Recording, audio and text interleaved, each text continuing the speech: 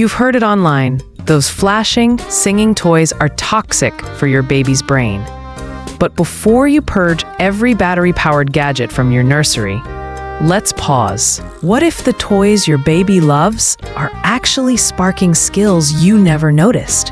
The internet's buzzing with warnings, but the truth is murkier and more hopeful than the headlines suggest. The panic traces back to one study from 2015, endlessly recycled in blog posts and parenting forums.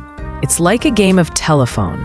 One researcher's findings morph into a blanket ban on anything that beeps or blinks. Curious about the source? It's a single experiment by Sosa and colleagues where 26 parents and their 10 to 16-month-olds were recorded playing with 3 toy types. Battery-operated, think baby laptops and talking farms.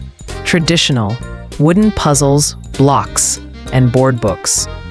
The catch? Researchers only listened to 15-minute audio clips, counting words and conversations. They found parents talked less and babies vocalized less with battery-operated toys. Fewer unique words, less back-and-forth chatter. Since talking is a cornerstone of language development, the leap was made. These toys might stunt your baby's speech, but here's the kicker. The study didn't measure nonverbal interactions, play quality, or overall development. It's a snapshot, not a verdict. So why does every article treat it like gospel? Have you ever questioned a parenting tip that felt too scary to be true? Let's dig deeper. The 2015 study's narrow lens misses the bigger picture. Language is vital, sure, but development isn't just about words. Babies learn through their eyes, hands, and curiosity too. Picture this. A 3-month-old on their tummy, mesmerized by a toy's flashing lights. Those blinking colors aren't just distracting. They're training your baby's eyes to focus, to track movement. That's the foundation of hand-eye coordination, a skill they'll need to grab a spoon or catch a ball someday. The study didn't capture that. Or consider a 9-month-old poking at a toy's tiny buttons, practicing the pinch between thumb and finger. That's fine motor development in action, prepping them for writing or buttoning a shirt years down the line. The data's clear.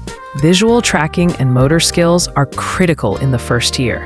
And engaging toys, yes, even battery-powered ones, can drive that growth. A 2018 review in Pediatric Research noted that visually stimulating toys enhance neural pathways for attention and coordination. But the internet's stuck on one metric: words spoken. It's like judging a meal by its salt content alone. Now, let's flip the script. What if those evil, battery-operated toys are secretly superheroes? Imagine your 6-month-old sprawled on a playmat, staring at a musical toy just out of reach. The lights flash, a tune plays, and suddenly they're scooting forward, stretching tiny arms to bat at it. That's not just play. That's gross motor development, building the muscles needed to crawl. Or picture a 12-month-old pressing a button to hear a melody, grinning as they realize they made it happen. That's cause and effect learning, a cognitive milestone that wires their brain for problem solving. A 2020 study in child development found that toys encouraging active interaction, like pressing buttons for sounds, boost memory and anticipation skills. The trick? You, the parent. If you're sitting there, narrating the action, look, you made it sing. You're weaving language into the mix. The toy's not the problem. It's how you use it. Without your voice, it's just lights and noise. With it, it's a tool for connection. Here's where it gets real. I remember watching a friend with her 10-month-old, a little girl obsessed with a toy piano that lit up with every key press. My friend would lean in, mimicking the notes with silly boop boop sounds. The baby would giggle, slam the keys harder, and look up, waiting for her mom's next boop.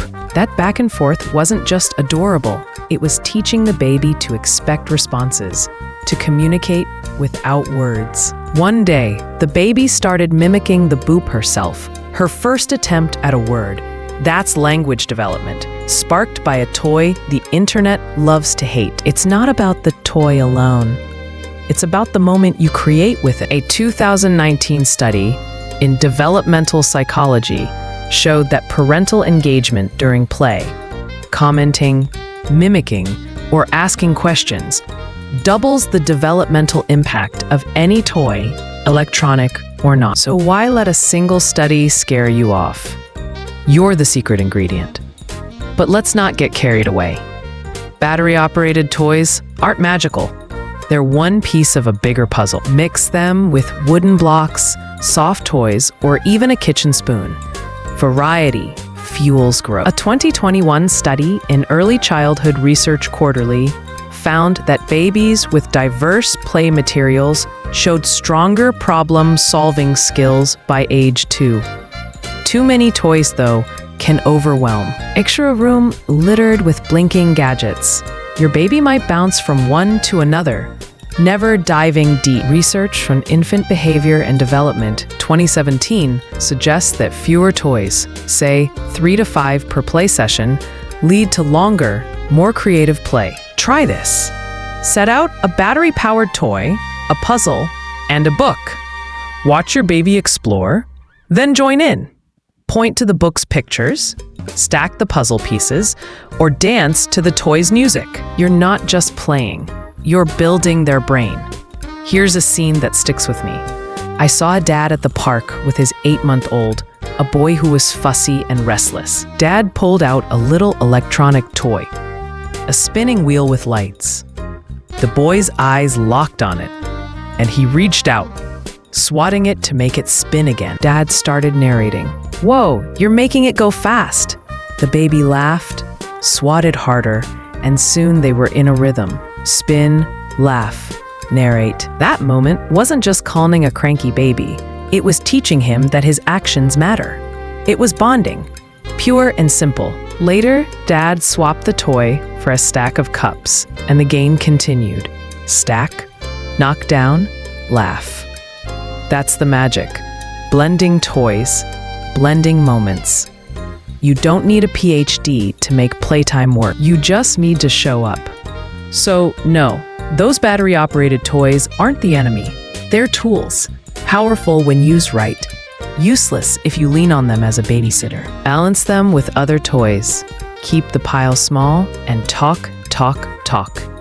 Your voice turns a blinking toy into a language lesson, a motor skill workout, a memory builder. Want to see your baby thrive? Mix it up, lean in, and play together.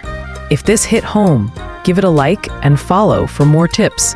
Content like this can vanish fast. And grab my free guide on your baby's developmental milestones. Link placeholder to keep the momentum going. Now, tell me, what's one toy your baby can't get enough of? And how do you make it a learning moment? Drop it in the comments.